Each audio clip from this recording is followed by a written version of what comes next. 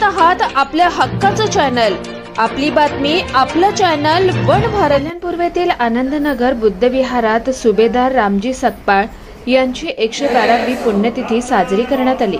भंते यांच्या उपस्थितीत सम्यक समता महिला मंडळाच्या वतीने या कार्यक्रमाचं आयोजन करण्यात आलं होतं.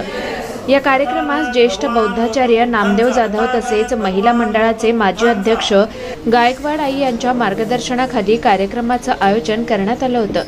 रामजी सकपाळ हे डॉक्टर बाबासाहेब आंबेडकरांचे वडील.